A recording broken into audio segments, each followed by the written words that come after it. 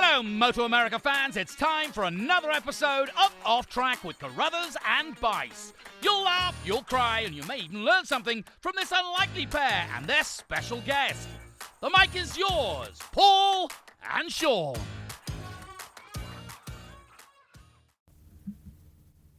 Hey, everybody. Welcome to another episode of Off Track with Carruthers and Bice. Sean's up there to my probably left or right. I can't tell on this thing because it's a mirror, I guess. But and then below, we've got our special guest today is Graham Rahal, and he's the co-owner of our newest team in MotoAmerica, that being Rahal Ducati Moto. And Graham, thanks for joining us today. It's we've been trying to get you on for a while, but the timing couldn't be better as we have some things to talk about today that are new. Yeah, no, I appreciate it. Thank you guys for having me on here, and we're very, very excited for what's ahead of us. Very, very excited to be part of MotoAmerica. Looking forward to what next year has in store. Do you want to get scared real quick? Sure. There's 76 days until practice at Daytona. Well, I'm already feeling that. I know James and I know Ben are feeling that more than me, probably. Right. But we're very excited by it. I think we've got a great staff that we've built up. Being able to get Ben on board was a huge accomplishment for us. I felt strongly that Ben was a guy that kind of validated what we were doing, but also allowed us to really lean on him for his knowledge and all the information that he has from his background. And then, getting James Compton back into the paddock. James, most people remember him from the Jordan Suzuki days, and right. I think after that, he kind of went off and he's been doing his own thing, built his own bikes and stuff. But to get him back has been huge. His knowledge base has been tremendous. And so we're really excited. I feel like we've got a great group of guys assembled, and I think it's going to help us a lot as we go forward.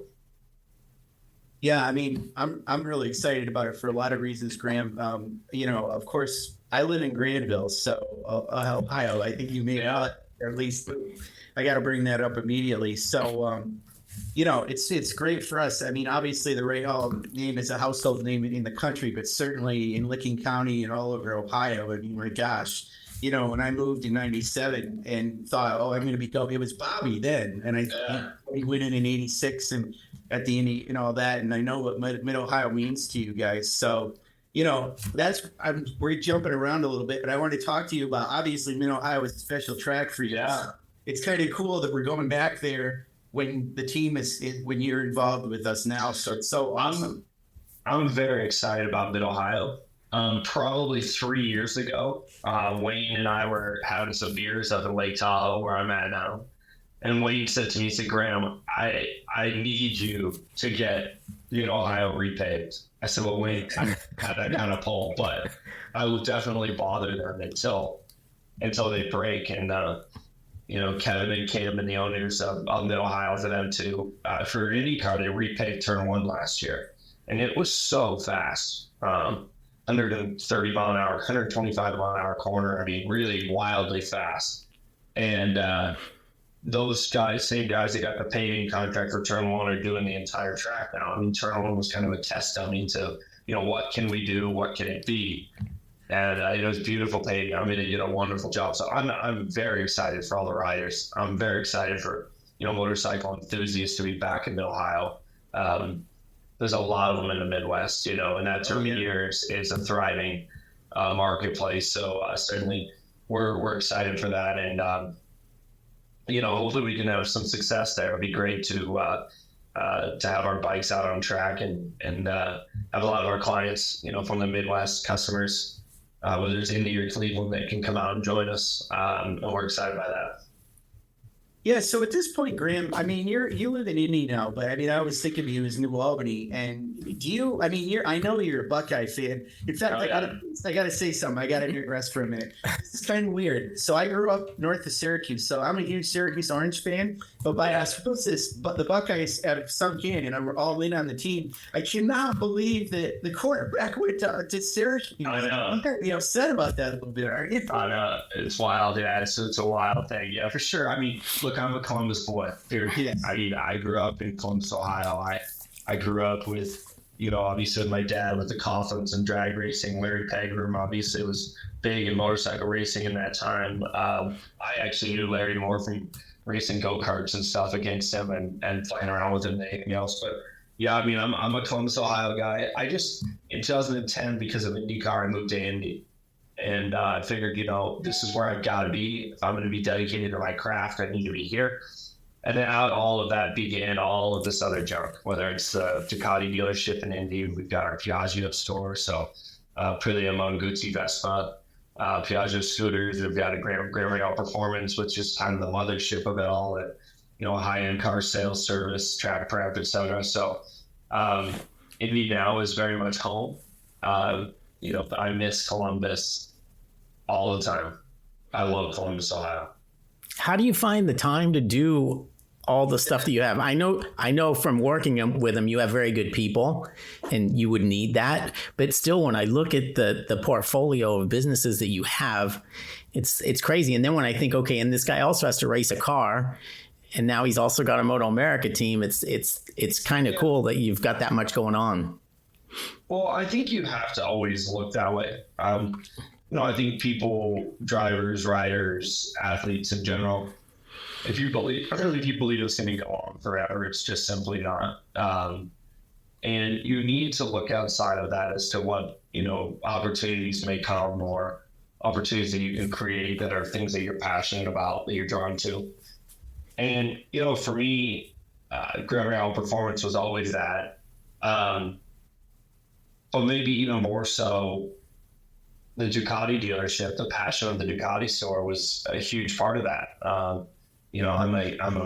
I've been a lifelong Ducati, fan and freak. When I was a kid, my dad always had bikes. In fact, we would always go and ride out towards Granville and a lot of the back roads. That's what we love to do together. And so a lot of this stuff has started because of that. Now, the MotoAmerica thing was, some people know this, Dad mentioned this. Years ago, we were very close to jumping back in, or jumping in with BMW. Yes. And we had the bikes, we had riders signed, we had mechanics, I mean, everything. It was a full factory BMW deal. And the very last second, I believe everything was signed and done. It folded. And so Dad and I always had the itch to, try to get back into the fold of motorcycle racing in some capacity. And so this just worked out perfect to get the opportunity with Expel, which is a massive paint protection film company, ceramic coatings, window tints. They've been a big partner of mine, whether it was at my paint protection company in Indy, through our dealerships, through I've been a user of their product for 15, 20 years. And so, when they came on board and we started talking about the opportunity with MotoAmerica, I think everybody lit up. Everybody felt that it was a great spot to go and to expose, people to their product as well. I mean, as I said to them, that, they are probably the biggest single sponsor in the series, maybe, at least in their capacity, what they're doing, their branding of two bikes, completely doing all the things that they've done. But people in power sports, and in particular motorcycles, don't often think about paint protection film or don't often think about ceramic coatings on their bikes. And it makes a massive difference. And I can tell you the Ducati red, when you get ceramic coating on there, that color pops like nothing you've ever seen. And so we were excited to have them come on board. That really is what gave us the energy and the fuel, obviously the funds to jump in. And so it's a perfect opportunity. We're really, really pumped to get going. I'm super excited for Daytona. Unfortunately, I believe it's the exact same weekend as my race in St. Petersburg. I don't think I can make it, which is a massive bummer because Daytona 200 I've been following, been a fan of since, again, Larry, when Larry was doing it back in the day. So when I first recognized how crazy those guys were, and now to be able to participate with the team is pretty awesome. Oh, that sucks. You're not going to be there, but yeah, I know.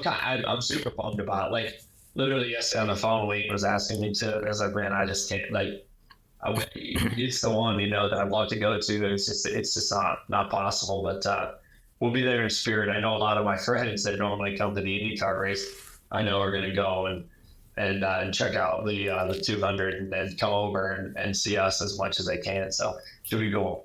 That's great. Well, I think we've got something to talk about today that's new. Yeah. Let's get to that. Let's get to that because I think it's a pretty cool deal. I also think it's cool that I think you found a rider that's like similar height. Yeah, when I met him, I was like, "Whoa, what the? You're not what I expected." Right.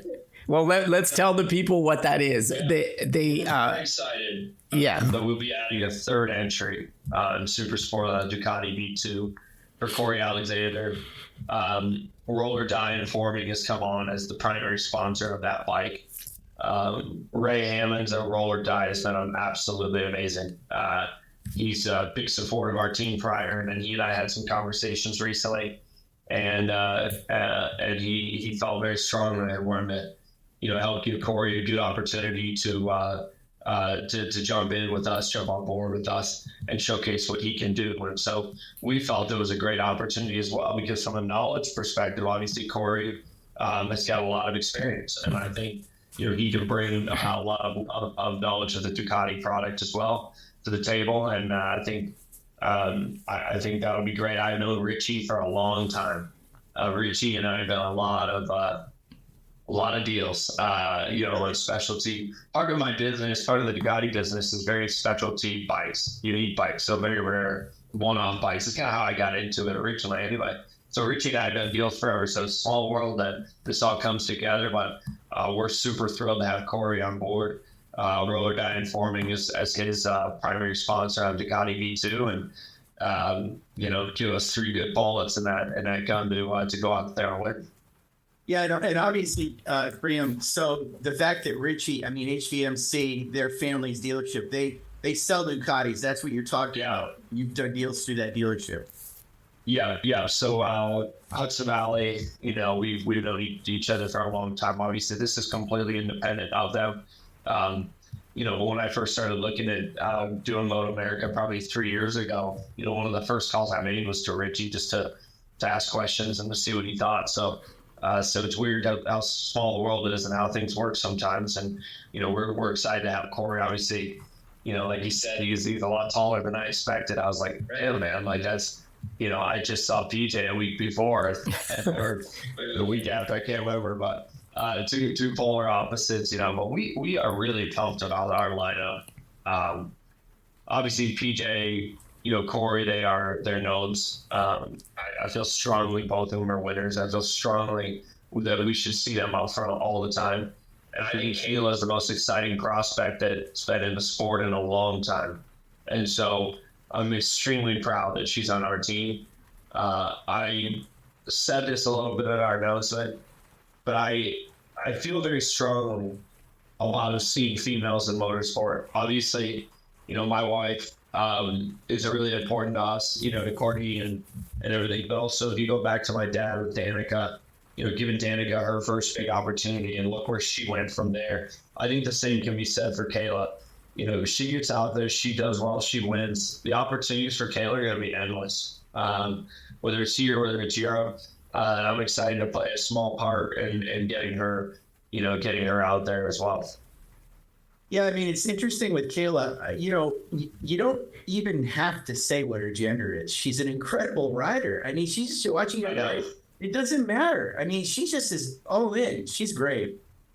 It speaks volumes that, first off, anybody who follows her on social media sees her dedication. Whether she's training every day or whether she's out on, the supermoto bike or whether she's, we're getting her a test bike, just a V2 to get out and just ride, whether it be road, frankly, on the track, frankly, just get her comfortable with the bike itself. But her dedication is very impressive. And I think that'll carry her a long way. And it speaks volumes to Kayla's capability when a guy like Paolo from Ducati Corsa calls me and says, hey, this is the best female I've ever seen on a bike. That's good. And yet she's 16. And when Paolo says that, you listen, right? And Paolo's been around forever. So you name it. He's been around it. Valentino and Casey, and of course Nikki and Ben, and the list kind of goes on to to their dominance of today, in MotoGP, World Superbike. So when Paolo speaks, you listen, and to me, I was very impressed, and I thought, well, we definitely. And she was already on our list of targets, but then it was immediately like, okay, well, let's just get her signed out. Let's get this done and let's move forward. So we're really pumped up. She's so polished too. Like Sean can attest to. It's like she's one of our favorites from a PR standpoint because she just gets it. Yeah. And you just let her loose and she takes care of it. She doesn't need any. And it's hard to believe sometimes how young she actually is considering, what she's capable of doing with that stuff. Yeah.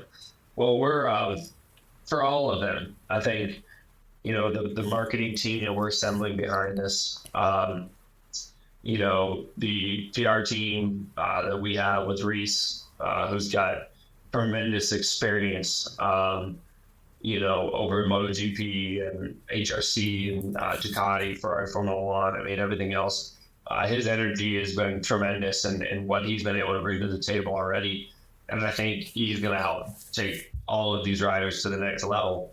But you are right. I mean, and that's a big part of this too. When we look at, today's announcement with Rollerdyne forming Corey's bike, I mean, that's a huge deal for us. And we want to make sure that we take care of Rollerdyne, that we get them their ROI, that we make this a successful campaign for them. Just as much as we do for the riders and everybody else. And so we're putting a lot of attention to detail in all the aspects of this program to make sure that we do it right, to do it to what we would expect from IndyCar. That doesn't mean that what we expect from IndyCar is better or whatever. It's just a different mentality. But I do find that, there are certain areas that I think we can help kind of change the game and the way that people go about their business. And so I'm excited. I mean, I feel like this is just a tremendous opportunity. I'm very excited to work with Wayne and Richard and Terry. I mean, we've spoken to these guys for years, years about doing this. And to finally see it all come together, and then to get Ohio back and some of the other things that I'm excited about. It's huge momentum, for the series. I think it's huge momentum for us as a brand. We obviously for Ducati Indianapolis, Ducati Cleveland. I mean, this is a big deal for us as well.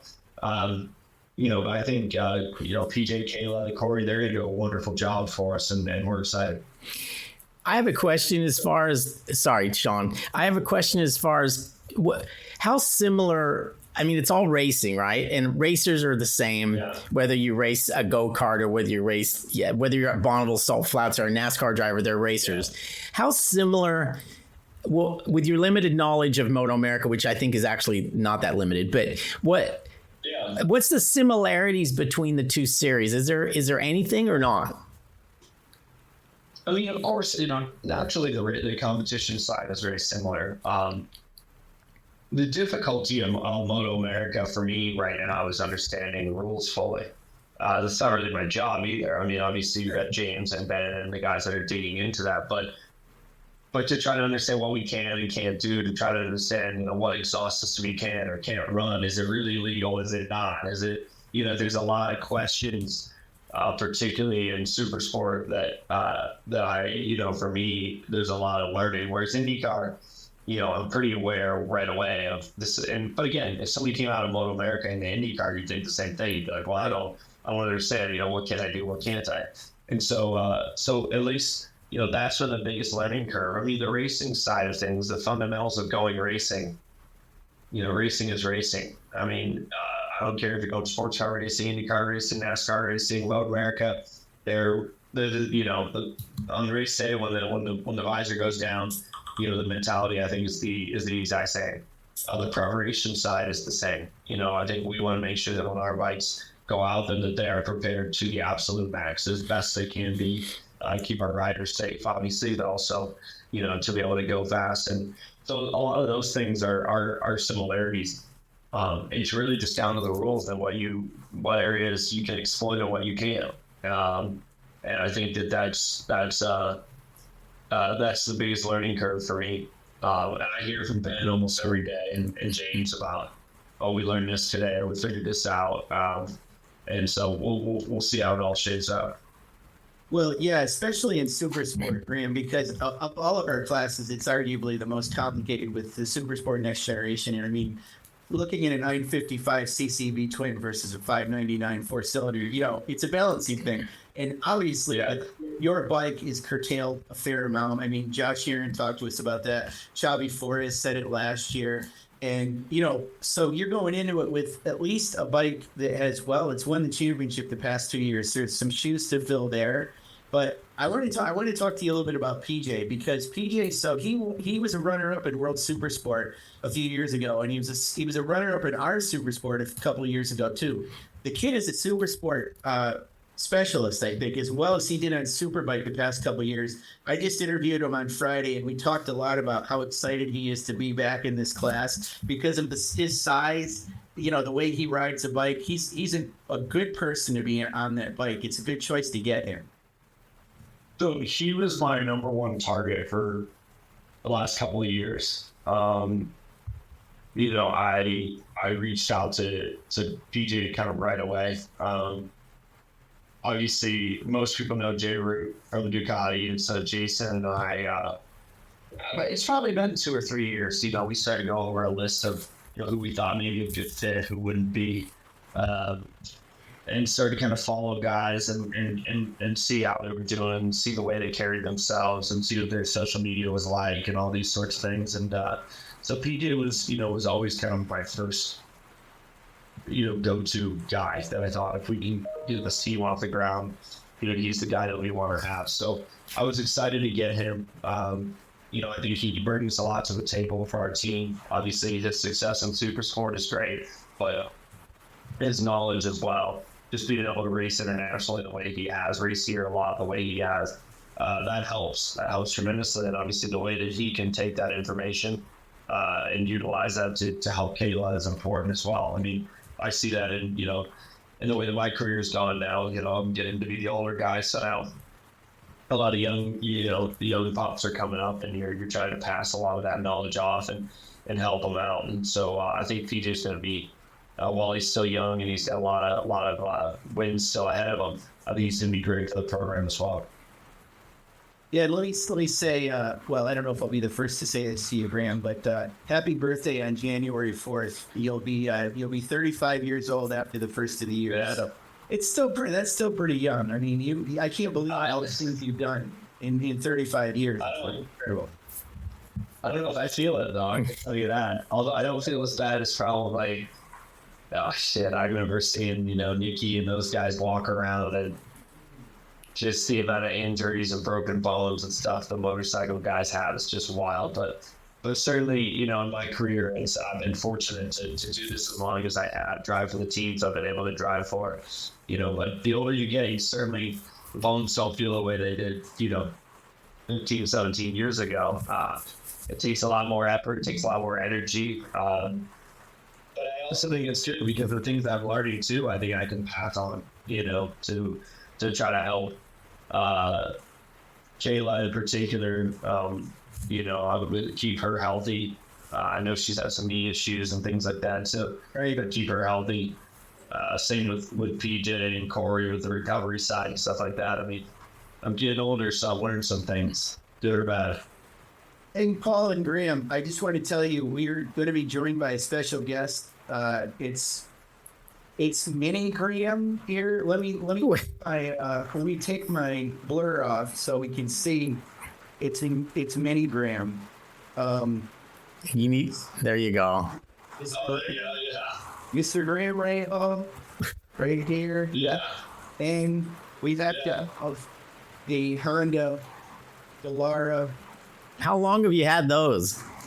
Well, they're 2023 versions, and I'm not going to take them out of the package.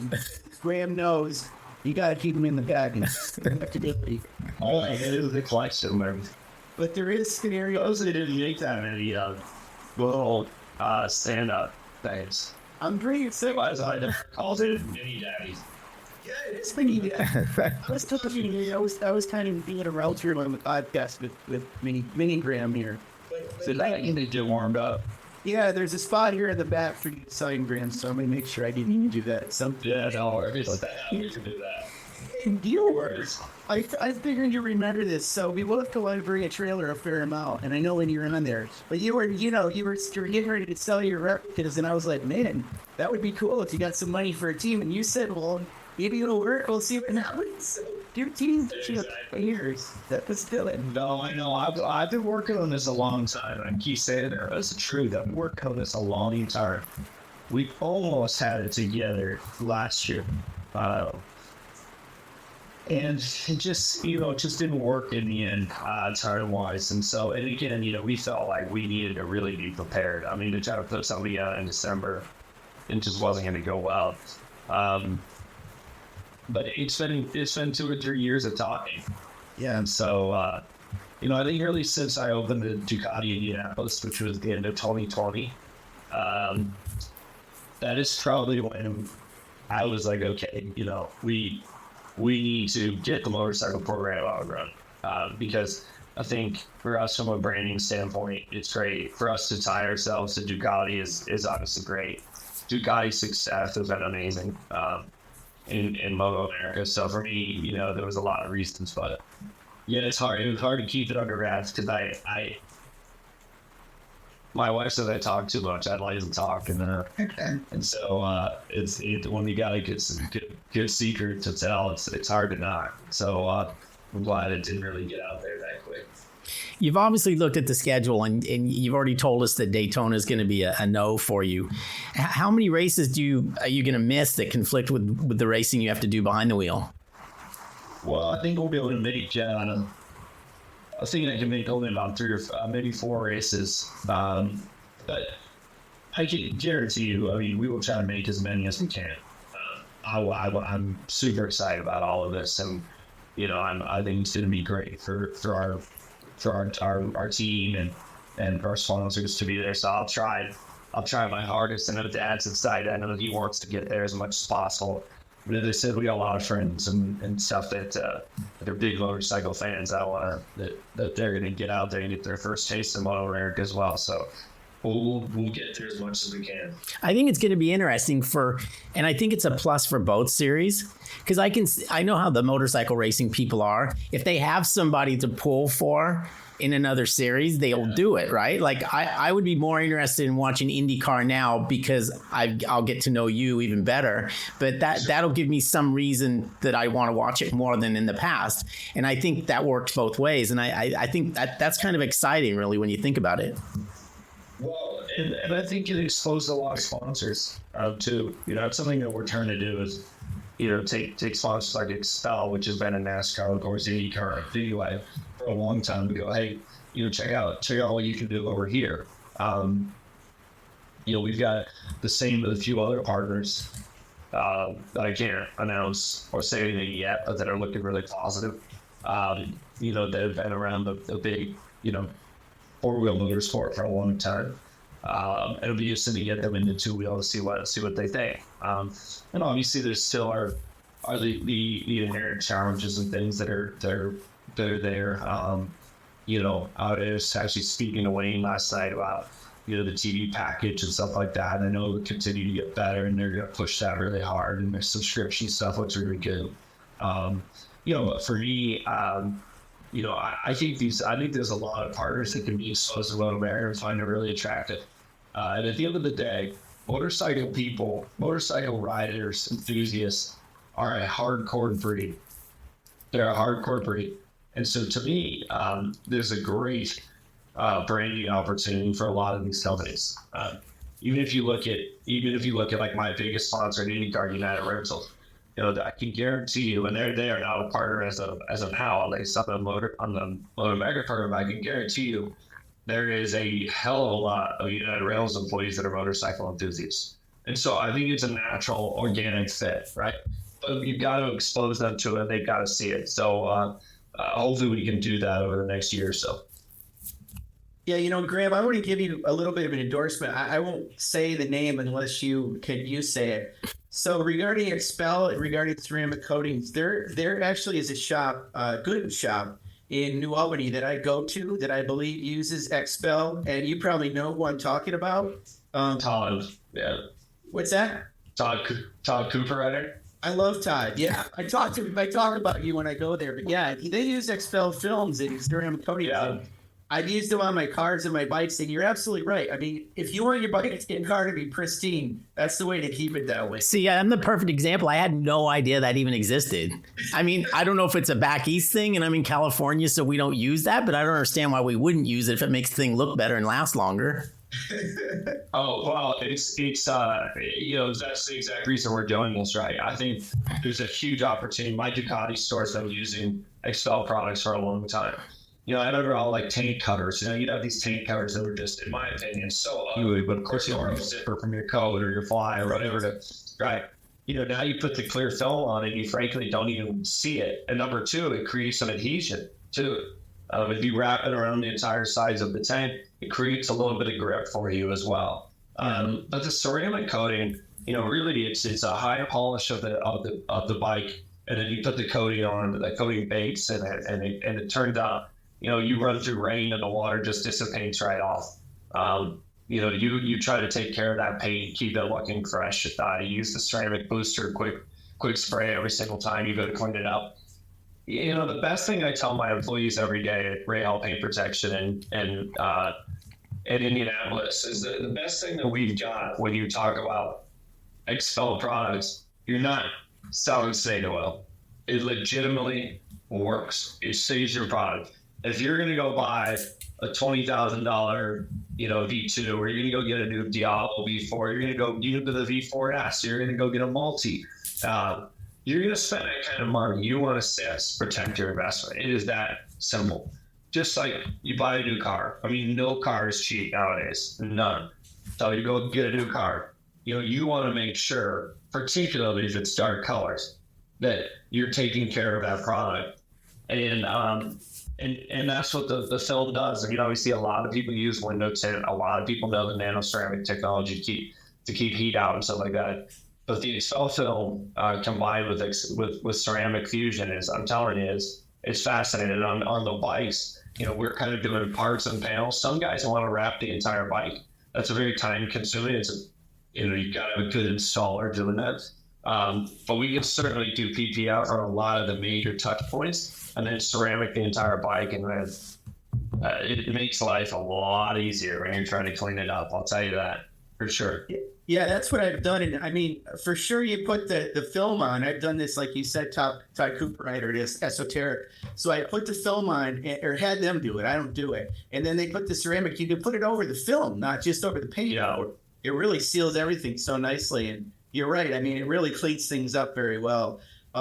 Hey, I want to ask you about one other thing. So this may be a little before your time, Graham, but I don't think it is before Bobby's. You mentioned about Wayne. We all know the career that Wayne had. And the other guy was one of the other guys, other than Kevin Schwantz, was, of course, Eddie Lawson. And Eddie raced for a while with Red Gallus, and he was with Tasman. Yeah. And we thought he was going to be our guy in Champ Car back then. And after a while, he didn't think his car was competitive, and he won so much in motorcycle racing that he didn't like not winning. But I want to ask you about that because you are a motorcycle rider. When you're in the car, you can't lean. So can you affect an IndyCar at all with your body when you're driving it? No. So it's so different. But speaking to Ben about the way that he processed, certain handling characteristics of a bike and things like that, as weird as it was, they were actually very similar. Particularly kind of, judging, your traction and things like that based on the rear tire and the way that the bike would move, and whether it kind of slides and takes a set or whether it just keeps going. Those sensations, the way that you feel it through your butt is the same, which is kind of an interesting dynamic. But yeah, I mean, there's a lot of guys that come out. I mean, you're seeing Valentino do it right now, and Europe really push hard on getting to full wheel racing. There's a lot of guys that come out of motorcycle racing can be very competitive in cars. And naturally, I think part of that is just quite simply, it's a hell of a lot safer. The stuff that's around you, right? It gives you this sensation of safety, whether that's true or not. And I think that, guys that grew up racing on bikes and running at the top levels and going 200 miles an hour plus on a bike, I can guarantee you a car is going to feel a lot slower, so I think that's a pretty cool thing. And I mean, even Ben, now he's doing a lot of 4-wheel track days and things like that. So a lot of people, go back and forth. But, as I said, I remember so well having Nicky. I mean, Nicky came to 500 every year, pretty much. So I'd see him every year. And, it's obviously still a real shame that he's not with us. But, to see the way that he walked around, and so I was just in pain of looking at him there. I was like, God, you guys need to get something around you to keep you safer. But they thought we were nuts. I used to always tell him, I said, dude, you are the craziest guy I know. And he was at the Indy 500 course. He's like, well, what are you talking about? What do you guys do? And I'm like, well, I guess that's just natural. We all think each other are nuts. And that's why we compete in our given worlds. I tell you, I did a Kevin Schwantz school at Indianapolis when they opened the road circuit. I think it was right before the first time they had the Grand Prix there. And I couldn't believe, going down the front straightaway, on TV and stuff, it looks big. But when I couldn't imagine two cars going through there at that speed. It was that's the impact it had on me. It was like, how do they do that? Well, and then when you get there on race day and the crowd fills in and you got 300,000 people there, it feels like you're driving in a tunnel. Yeah, I mean, it literally just goes from being kind of like this, all this aluminum all over the place to everybody's it just feels like everything's on top of you. So it's pretty interesting how Indy does that. It's a massive place, though, isn't it? Yeah, I wish we still raced there. I'd love to see bikes. I know. That was another winning topic. Was, hey, we got to get Roger to do this. So we'll keep putting the bug in his ear. So he's put you in charge of that as well. Well, he's just trying to spread the word. So I'm just the parent. I can sit and repeat a lot. A couple of years ago, Graham, it was Sunday or the Indy 500, so you were otherwise occupied. But Paul and I were there with Josh Shays and Cameron Bobier, and they did a lap around the track. Yeah, it was cool. And we loved the fact that we were in the media, in the line with all the celebrities, with our riders, and then we stayed for the race, and it's like a tunnel, but that was incredible that year. We saw you guys, and they went around the track. Yeah, 500 is awesome, man. I mean, there's nothing in the world like it, at least that I've been exposed to. So on a single day, man, it's pretty unbelievable for a lot of people. I mean, you can see a lot of guys may not do the whole series anymore, but they stick around and make sure they still go to Indy as long as they can. That's what it looks like from the outside anyway. Yeah, for sure. There's guys like Elio who will do it next year, or won't do the full season. I mean, I think that's kind of the evolution of it. Guys can still be very competitive there. They may lose the edge a little bit on some of the road courses, but they can be competitive there. So they stick around and do it. But no, I mean, it's Indy's a special place, man. You can win there, it changes the entire world. And I've been close before, I haven't gotten it done yet. But it changes your world for sure.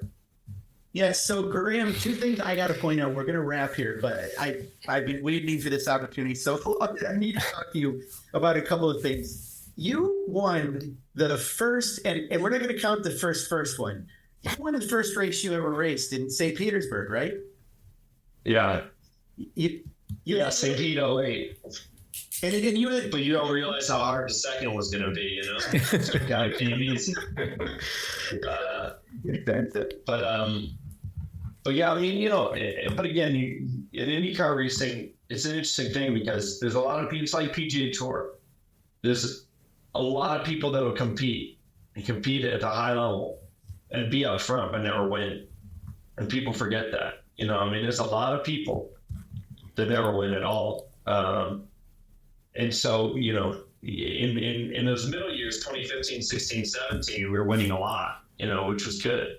But we got to get back to those ways too. And certainly we still got a lot of work to be done to get there. So you're gonna keep doing it, no doubt about it. I mean, 35 is young. I got a few more years for sure. I just resigned. I resigned for a few more. And you know, again too, there's a lot that goes into this. I got great sponsors at IndyCar.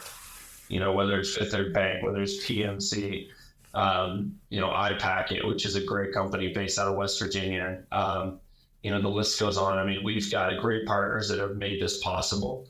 And so it goes both ways, right? You know, I've been with United Rentals for 8 years, maybe more. And, you know, I told them I genuinely want to be with you guys till the day I stop. You know, very few drivers get the opportunity to spend that amount of years with one partner. And so that's kind of been my goal. I just want United Rentals I know everybody sees them all over the place. They're massive, you know, whatever. They are the best company to work with. They're extremely charitable. We give a ton of money back for veterans. And so I just told them, you know, hey, you know, I'd like to just finish off with you guys. So we kind of align things. We'll see if into the actual end or not. But there's probably a good chance, you know, that a few more years down the road will be it for me. Well, I'll tell you, the first night I ever spent in Ohio when I first moved here, I stayed at a Red Roof Inn because of your dad. There you go. But we since then have that Red Roof Inn on the side, so it makes a difference. Those things like Expel on the side of the Ducati this year, and you know the road guy with Corey. I mean, people are going to pay attention to that stuff. So that's that's really cool. Yeah, no, we're really, really pumped, and I think too. You know, we're going to help bring some brands to the forefront of the sport that may have been better the sport in the past that are reinvigorated by things here. So hopefully we'll get some of those things signed up and get them done. And I think it'll be great. You could really save Sean a lot of money if you could bring Diet Mountain Dew into the series. Yeah, that's my beverage. So, can you do it? I don't know about that. But you know. He'll give it a go. You know, Mountain Dew would make a lot of sense, though. Energetic. Oh, yeah, for sure. And anything power sports of MotoAmerica, Mountain Dew would be awesome. Yeah. Okay, Paul, I got one more question. Oh, Sean. No, so, you know, we had Josh Hayes and Cameron go around. You know, we don't race on ovals. I think I know the answer to this, but I'm not quite sure, so I'm going to ask you. Do you prefer road courses to ovals? Well, there's two sides of this. If you have a good handling race car, you will never have more fun than oval racing. Oh, never. Okay. Wow. It is, you know, like when I won Texas or when I won Fontana, or when I should have won the Indy 500 in 2021. The left rear wheel fell off after a pit stop, but we were really in a damn good spot that day. But if you have a good handling race car on an oval, it is a blast. The flip side of that is it is not good. It is the deadliest experience you will ever have. I mean, you know, because you're at access on 235 into turn 3 and you're just hanging on and you're just waiting for it to go. You know, you're waiting, like you just know. And let me just tell you, even with the safety's gotten better, there's no light impact, right? It's kind of like a motorcycle. I mean, I guess if you low side and you just kind of let the bike go, no, maybe, but there's no light impact. And, you know, I took a hit last year, 2 years ago, it was like 121 G's or something. And you're like, you know, you just feel it. You feel it. And so that's kind of my answer. I mean, I'm a road racer at heart, always have been. But if you got a good balanced oval car, it is a freaking blast. So, I would prefer to go road racing just because 9 times out of 10, you're going to have a better experience. But they are very different, fundamentally. And the way that you approach them, the way that you think about racing them. Well, you see certain guys that are really good on ovals. They, are willing to take and accept more risks maybe than somebody else. There's a variety of things that go into that. But yeah, I mean, that's what's cool about IndyCar. We see the super speedways, we see the short ovals, we see all the time any for a guy order. Then you see a short oval that has no banking or very little, like Gateway. Texas isn't on the schedule this year, which is kind of okay. The crowd is really diminished there. But then you go to Indianapolis, which is kind of its own being completely. And then the road and street courses. It'd be pretty cool to see MotoAmerica try to hit up a street course at some point. Obviously, yes. Run off and making sure you've got the air walls and all that sort of stuff is critical. And the other thing I think it would be awesome to do is to see MotoAmerica come together with IndyCar and do a race weekend. I don't see why you couldn't. That'd be cool. I think there's a lot of opportunity. Mid-Ohio would be a great opportunity. Obviously, to get a big crowd independently, but still, there's tracks that can make it happen and be pretty sweet. Yeah, Mid-Ohio would be awesome for it. I cannot believe you brought up about the wheel coming off. I never would have brought that up to you, Graham. I never said. So I died. So that was so bad. It's so runs through my head. You never know. You never know when you're going to get another chance that good. And obviously that was 2 years ago. I haven't had a chance that good since, and so. But those things happen, it is racing. It is racing. And so we just still down. You touched on this at the beginning of the podcast when you talked about James Compton and Ben. It takes a team to win. The driver is all a lot of it, but it's your team and, the team. Yeah. So 100%. That's how, we're trying to give our riders the best that we can give them. That's my promise to them. We'll give you guys all the tools you need to be successful. It's the way Dad, Mike Lanning, and everybody else are with our race team and IndyCar. We give you all the tools. But it's on down to make sure they go out and utilize it correctly and go make it happen. All right, I got to cut you Ohioans off. Is it Ohioans? Ohioans? It's OH. All right. There you go. Graham, thank you very, very much for taking the time to hang out with us a little bit. And we obviously look forward to working with you and the team, and it's going to be a lot of fun. It's going to be great. Absolutely. No, thank you guys very much. We can't wait. All right, guys. Thank you. Thanks, Graham.